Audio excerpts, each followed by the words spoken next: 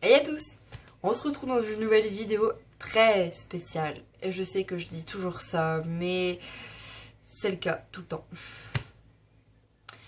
Je vais vous donner quelques conseils, 3 ou 4 conseils pour essayer de bien dormir la nuit parce que j'ai remarqué que j'étais pas la seule à mal dormir parce que j'ai Snapchat et que j'ai beaucoup d'amis et aussi de la famille qui dort très mal la nuit et qui se réveillent tout le temps et qui n'arrivent pas à dormir, etc.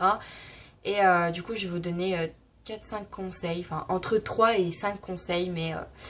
Alors bien évidemment, je préfère préciser avant de commencer la vidéo que je suis pas une experte par rapport à ça, je suis pas non plus la meilleure placée pour parler de ça parce que moi-même j'ai très souvent du mal à dormir et j'ai pas beaucoup de sommeil. Et aussi je voudrais vous préciser que je suis désolée pour ma tête. En fait, je sue entre guillemets parce qu'il fait très chaud. J'ai mis du fond de teint donc ça se peut que je brille. Voilà, très souvent je vais regarder dans le retour. Donc du coup, bah, c'est pour ça que je regarde pas forcément vers vous. Et voilà, je pense que c'est tout. Donc ces conseils marchent sur moi, après sur vous je ne sais pas, mais si ça peut vous aider tant mieux. Le premier conseil, on va parler un petit peu sur les fenêtres. Je pense que quand il fait chaud, même quand il fait froid, il faut ouvrir sa chambre, il faut ouvrir les fenêtres. Moi je le faisais pas avant parce que j'avais la flemmardise en fait de le faire. Et en fait en grandissant, j'ai compris que ça m'avait beaucoup aidé par rapport au sommeil. Et mes parents à chaque fois me disaient mais ouvre ta fenêtre, et moi je l'ouvrais jamais, et du coup ils l'ouvraient quand j'entrais, ça sentait meilleur et j'arrivais beaucoup mieux à dormir, et du coup bah maintenant ça devient instinctif. Il n'y a que quand je pars en cours et ça m'arrive très souvent de l'oublier, donc voilà. Mais donc ouvrez vos fenêtres parce que c'est vrai qu'on a les mauvaises odeurs, par exemple quand on se lève le matin, les odeurs du linge sale, les odeurs des pieds, les odeurs par exemple de la laine. Je sais qu'il y en a qui puent fort de la bouche, enfin de la laine quoi, donc du coup voilà. Il y a aussi les odeurs, qu'est-ce que je pourrais dire, il y a quoi? Ah ouais, les odeurs de poussière, alors ça c'est une catastrophe. Surtout faites vos poussières, mais ça je vais vous le dire dans le deuxième fait, dans le deuxième conseil. Deuxième conseil, les poussières et la chambre, c'est important, surtout les poussières, parce qu'en fait, j'ai remarqué que moi, les poussières, j'avais les yeux qui commençaient à piquer, les yeux qui pleuraient, je me grattais, j'éternuais.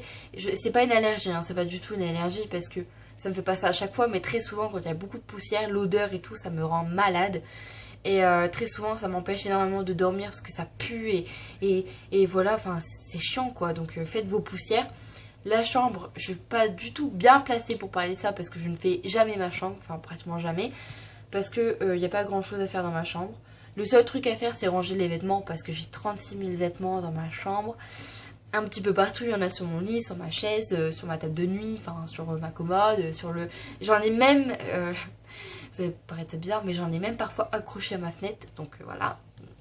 Donc rangez votre chambre, l'aération des fenêtres et également les poussières. Le quatrième conseil, ce serait par exemple à l'électronique. Oula, ça part en steak. Enfin bref, vous devez pas avoir téléphone à côté de vous. Avant, j'avais mon téléphone et j'allais souvent sur mon téléphone et je dormais pas jusqu'à au moins 1h à 2h du matin. Bien évidemment, ça c'était quand c'était les vacances, mais quand c'était les cours, à minuit, je dormais à peine. Donc voilà, parce que j'allais toujours sur mon téléphone, j'arrivais pas à dormir, donc je regardais des vidéos, des trucs comme ça, mais c'est pas bon du tout. Et en plus, il fait noir et du coup, ben, l'écran, ce n'est pas bon pour notre vue. Et c'est pas bon pour notre sommeil non plus parce que du coup on sera perturbé par ça et on va penser qu'à ça en fait. Alors que vous devez plutôt vous concentrer sur votre sommeil plutôt que sur votre portable. Je pense à ça parce que je sais que j'ai une copine à moi qui a toujours son téléphone et des fois elle m'envoie des messages à 2h du matin, elle dort toujours pas parce que voilà elle a son téléphone à côté d'elle et je lui dis tout le temps mais prends pas ton téléphone, non, mets-le à l'autre bout de ta chambre. Donc moi ça m'arrive très souvent de l'avoir à côté de moi mais en général j'y pense pas parce que je l'éteins du coup et, ou alors c'est pour qu'il charge pour les cours.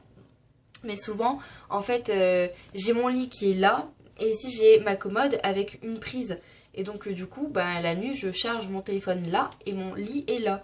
Et vu que quand je suis dans mon lit et que je suis très bien placée, que je suis bien à l'aise et tout, j'ai la flemmardise de me lever pour aller chercher mon téléphone. Et bah vous si vous êtes comme ça, bah ne prenez pas votre téléphone à côté parce que vous allez voir que ça va beaucoup changer votre vie.